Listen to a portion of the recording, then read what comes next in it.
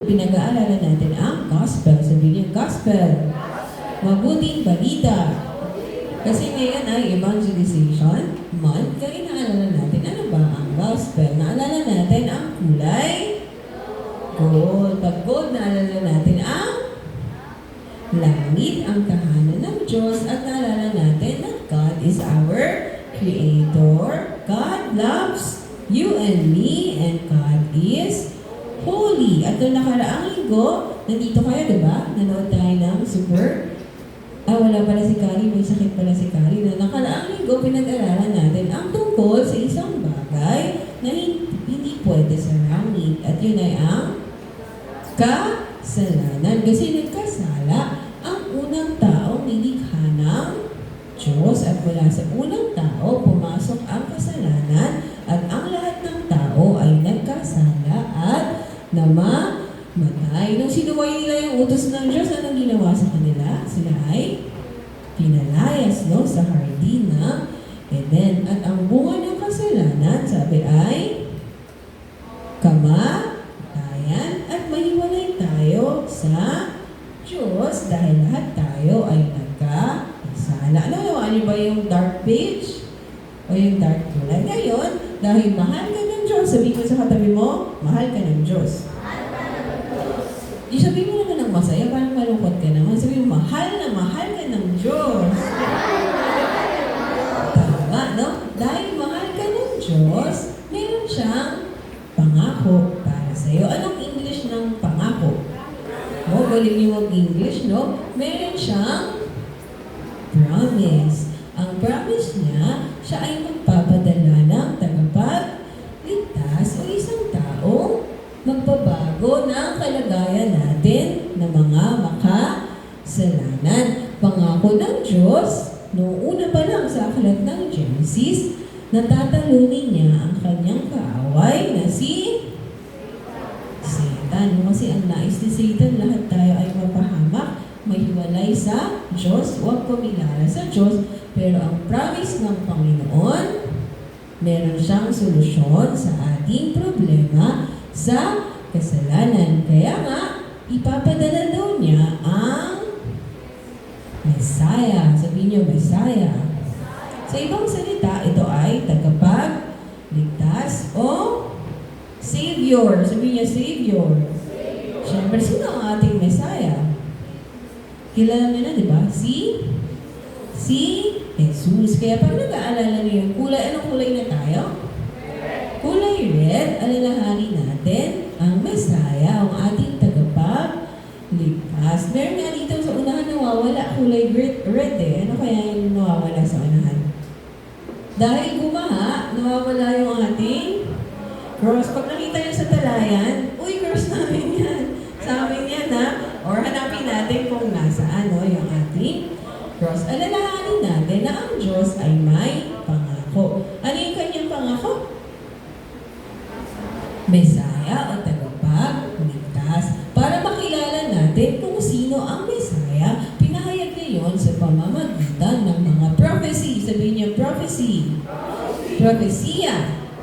Ibig sabihin, bago pa mangyari ang mga bagay, ay sinabi na ng Diyos, no? 1,000 taon na sinabi na ng Diyos bago pa man mangyari. At ang mga propesiya, sino yung nagpapahayag ng mga prophecy? Ang tawag sa kanila ay mga prophets or propeta. Sa pamamagitan nila, pinahayag kung sino ang Messiah, paano darating ang tagapagligtas. Kaya ano yung ating word up ngayon? Sabihin nyo nga ng malakas. 1, 2, 3, go! Gusto ko malakas, talagang mararamdaman mo yung lalamunan mo. 1, 2, 3, go! Yung iba, hindi ko bumubukas yung bibig eh. Tatawagin ko dito sa unahan ha. Kita ko kayo ha. Sige, 1, 2, 3, go! Tama. God keeps His promises. Dahil sabi sa Biblia, si Yahweh ay tapat sa kanyang salita at maaasahan ang kanyang ginawa. Pag sinabi ng Diyos, tutuparin niya. Kasi ang Diyos, hindi siya nagsisinungaling. Ang Diyos ay banal. Sabihin niyo nga, banal. hindi siya nagkakamali at hindi siya magsisinungaling. Kaya pag sinabi niya, ito ay mangyayari. Word of? No? Sabi sa Biblia, ang Mesiya ay darating sa pamamagitan ng isang birhen. No? Kaya nagpakita ang anghel ng Diyos kanino? Kay Maria at sinabi, sa iyo ang Espiritu Santo at mapapasa ilalim sa kapangyarihan ng kataas-taasang Diyos. Dahil dito, isisilang mo'y banal at tatawaging anak ng Diyos. Paano daw magkakaroon ng anak si Maria? Sa pamamagitan ng Espiritu Santo, kapangyarihan ng kataas-taasang Diyos. Ang kanyang anak ay tatawaging anak ng Diyos at ito ay magiging banal. Anong unang katuparan ng Diyos sa kanyang pangako? Born of a virgin. No? Si Maria, bago pa siya mag-asawa, siya na ay nagdalang tao at isinilang niya si Jesus. Anong ba ang pangalan ng kanyang anak? Jesus. Ano sabi ng Biblia? Basahin niyo nga. 1, 2, 3, go. Makinig ka. Ikaw ay maglilihi at manganak ng isang sanggol na lalaki at siya'y papangalanan mo Jesus. Anong pangalan? Jesus. Ba't kaya Jesus? Hindi na lang, ano gusto yung pangalan? Kali. Or hindi na lang Teacher Earl. Bakit kaya Jesus? Hindi pwede ibang pangalan. Dahil ang pangalang Jesus, ano bang ibig sabihin? Basahin niyo nga. 1, 2, 3, go. Magsisilang siya ng isang batang lalaki at Jesus ang ipapangalan mo sa sanggol sapagkat ililigtas niya ang kanyang bayan sa kanilang mga kasalanan. Dahil ang ibig sabihin ng pangalang Jesus ay ligtas. Saan nga tayo ililigtas ni Jesus? Ano ba yung problema natin? Wala sa ating mga kasalanan. Anong pangalan ng Mesiya? Jesus. Anong ibig sabihin ng Jesus? Tagapagligtas. Kasi word of? Tama. Tinupad ng Diyos ang kanyang sinabi mula sa mga propeta. No? Ibinigay niya sa atin si Jesus na ating tagapagligtas. At isang araw, nung malapit na yung kapanganakan ni Maria, sila ay nagtungo saan? Saan nagpunta? Sa Bethlehem. Kasi kailangan nila magpatala or pagkaroon ng census. Pero alam mo ba, sinabi na ng Biblia na ang tagapagligtas ay saan ipapanganak? Saan ipapanganak ang tagapagligtas? Sa Bethlehem. Bago pa isilang si Jesus, sinabi na ng propeta, ang tagapagligtas ay isilang sa Bethlehem. At ito nga ay nangyari dahil si Jesus, hindi lang siya pinanganak ni Maria, siya rin ay isinilang saan? Sa Bethlehem. Tama yung sabi niyo kanina, no? Sabi kanina may nagsabi sa Saban. Kasi doon sa Bethlehem, wala silang matuluyan at si Jesus ay sinilang sa isang sabsaban. Tinupad ng Diyos ang kanyang sinabi dahil word of tama, God keeps His promises. Si Maria nga ay nagsilang ng isang batang sanggol at anong pinangalan nila dito? Jesus, dahil siya ang tagapagligtas. Nung isinilang si Jesus, dumating yung mga anghel at nagpakita sila sa mga pastol. At sinabi ng anghel sa pastol, basahin niyo ng malakas. 1, 2, 3, go! Huwag kayong matakot, ako'y may dalang magandang balita para sa inyo na magdudulot ng malaking kagalakan sa lahat ng tao. Isinilang sa inyo ngayon sa bayan ni David ang tagapagligtas, ang Kristong kami. Noon, nung ipinanganak si Jesus, ano nangyari? dumating yung mga anghel at in-announce, sinare sa lahat ng tao or sa mga pastol na isinilang na ang tagapagligtas. At syempre si Jesus, naging baby lang ba si Jesus? Ano nangyari kay Jesus? Siya ay lumaki, di ba? Naging matanda at nagturo ng salita ng Diyos. Kaya lang sa ating bansa, sa Pilipinas, mayroong mga taong sumasamba sa baby Jesus. Anong tawag nun? Baby Jesus. Tama ba yun o mali? Mali. Kasi hindi naman baby si Jesus. Pinanganak siya sa sanggol. Pero siya ay, anong sabi ng Biblia? Basahin niyo nga. Mga bibigo. Patuloy na lumaki si Jesus sa pangangatawan. Lumawak ang kanyang karunungan at lalong naging galugod-lugod sa Diyos at sa mga tao. Nagpatuloy siyang lumaki at nagturo ng mga salita ng Diyos tulad ng sinabi ng Diyos sa mga propeta. Ano nga yung mga tinupad ng Diyos para sa ating tagapagligtas? Basahin nga.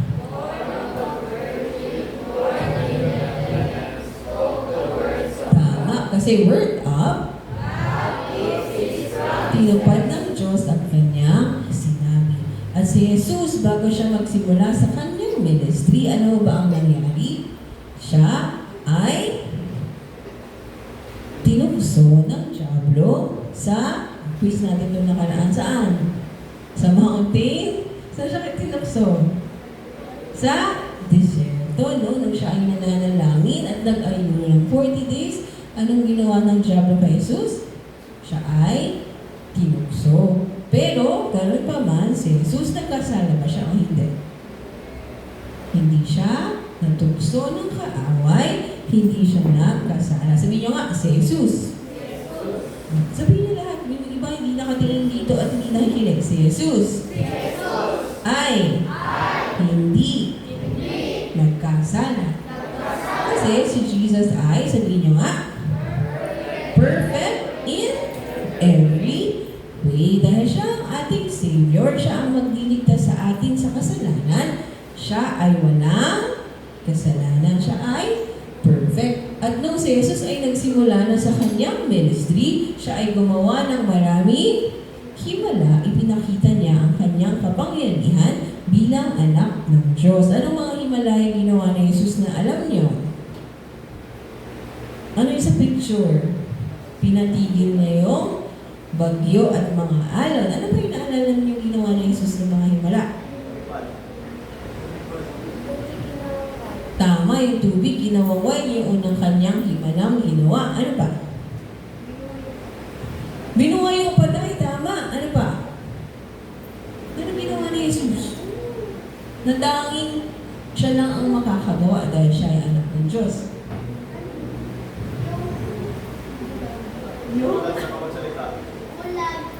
Tama. Yung balag daw nakalakad. Hindi mali yung balag ay nakakita. Yung bilay. Hindi niya masabi. Yung bilay ay nakalakad, no? At binuhay niya yung mga patay dahil siya ang Mesaya, ang tagapagligtas, ang makapangyarihan. Ano nga sinabi ng Diyos? He did miracles katulad ng pinahayag sa mga propeta. Kaya anong lesson natin? Basahin mo nga ng malakas.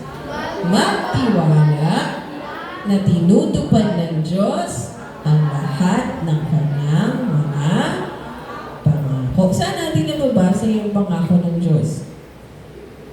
Saan? Sa Facebook? Saan ba? Sa Biblia. At lahat ng sinabi ng Diyos sa Biblia, gagawin niya ba o hindi? Gagawin at tutuparin. Kasi ano yung ating word up? Pinakamalakas? Wow, matulad ng ginawa niya no, sa pagdating ni Jesus. Pinanganak siya ni Maria. Siya ay pinanganak sa Bethlehem. Nagturo ng katotohanan ng salita ng Diyos. Hindi siya nagkasala at siya ay makapangyarihan. At alam natin, sinabi rin ng Diyos ng ating tagapagligtas ay kailangan magdanas ng paghihirap para sa atin. Kaya si Jesus, kahit wala siyang kasalanan, ano ginawa sa kanya? Siya ay pinako sa krus. Nung nasa krus si Jesus, ano kaya nasa isip niya? Wala naman akong ginagawa eh. Ganun ba sabi niya? Ano kaya sabi ni Jesus? Bakit niyo ako pinako sa krus dahil dyan? Galit na ako sa inyo lahat. Ganun ba yung sabi ni Jesus? Ano sabi ng Biblia? Basahin niyo nga ng malakas. 1, 2, 3, go. Sinabi ni Jesus, Ama, patawarin mo sila sapagkat hindi nila nalalaman ang kanilang ginagawa. Kahit naghihirap na siya sa krus, anong nasa isip ni Jesus? Patawarin ang mga taong gumawa ng kasalanan. At sinasabi sa Biblia, basahin natin, unti na lang to. Alam ni Jesus na naganap na ang lahat ng bagay, kaya upang matupad ang kasulatan ay sinabi niya, nauuhaw ako. Pagkatanggap ni Jesus ng alak, sinabi niya, naganap na. Iniyuko niya ang kanyang ulo at nalagot ang kanyang hina. Si Jesus ay namatay sa krus bilang kabayaran sa ating mga kasalanan. Ano nangyari sa kanya pagkatapos siya namatay sa krus? Sabi dito, malapit sa pinagpakuan kay Jesus ay may isang halamanan. At dito ay may isang bagong libingang hindi pa napaglilibingan. Doon nila inilibing si Jesus. Alam niyo ba na itong bagong libingan ay katuparan din ng sinabi ng Diyos sa propeta na ang Mesiya, siya rin ay makakaranas ng ganitong uri ng paglilibing at kamatayan. Ano yung ating word up? Pag nakita natin yung red page, ano naalala natin? Si Jesus, no? At ang katuparan ng pangako ng Diyos. Pero anong sabi ng ating memory verse? Si Jesus ay namatay at inilibing, tapos na. Ano sabi ng ating memory verse? Siya ay muling nabuhay. Kailan? Sa ikatlong araw, si Jesus ay muling nabuhay dahil ito rin ay katuparan ng sinabi ng Diyos. Ano yung last clue natin? Came back to life. O, basahin natin ulit yung ating memory verse. O, kabisaduhin niyo. 1, 2, 3, go.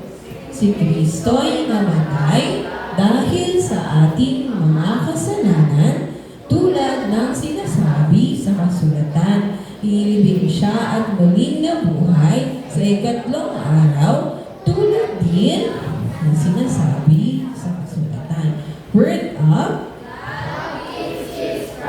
Tinupad pa ng Diyos ang kanyang pangako na talunin si Satan sa pamamagitan ni Jesus, no? Ang dugo ni Jesus, yung kulay red, ang nanlilinis sa ating mga kasalanan. Kaya anong lesson natin?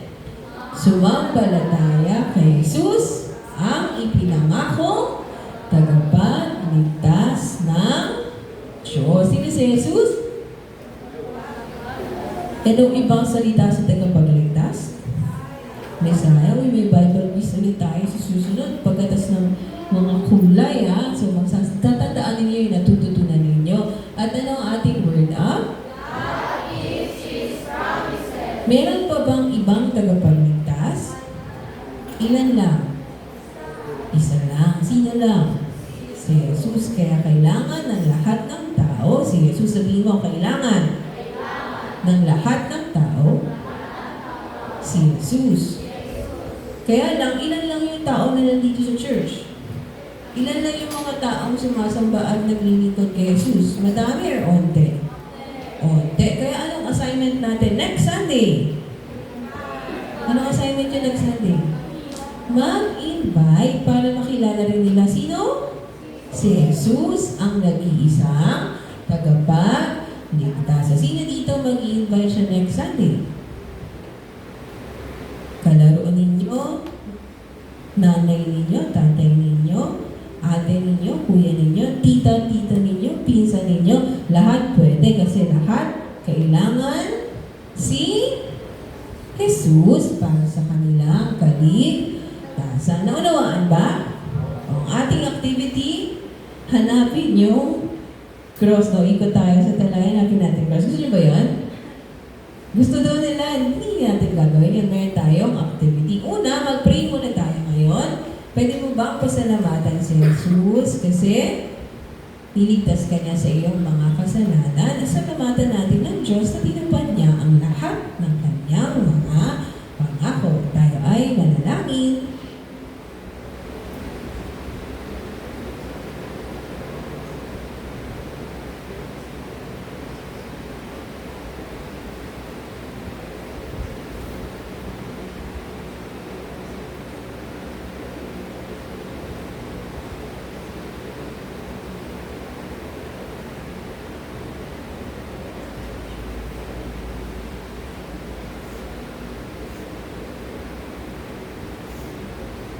Tayo ay manalangin. Ama naming Diyos, maraming salamat po na tunay nga na ikaw ay banal at tinutupad po ang lahat ng iyong mga pangako. Maraming salamat po na ibinigay mo sa amin si Jesus, ang aming tagapagligtas. Maraming salamat, Jesus, na ikaw ay namatay sa krus para sa aming mga kasalanan. Maraming salamat po na ibinigay mo ang iyong buhay para kami ay maligtas at magkaroon ng buhay na walang hanggan. Tulungan niyo po kami na maibahagi sa lahat ng tao ang katotohanan na ito at nang makilala rin nila ikaw bilang Mesiyas at tagapagligtas, Panginoon. Dalangin namin na sa susunod na linggo, may mga ma-invite po kami na kaibigan o kakilala o kapamilya sa inyo, Panginoon, na makilala si Jesus. Salamat po, o Banal na Espiritu, sa natutunan namin sa inyo mula sa Biblia. Ito po ang aming dalangin sa pangalan ni Jesus. Amen. Punta tayo sa ating group para gawin ang ating activity. Tapos, maglaro tayo ng basketball.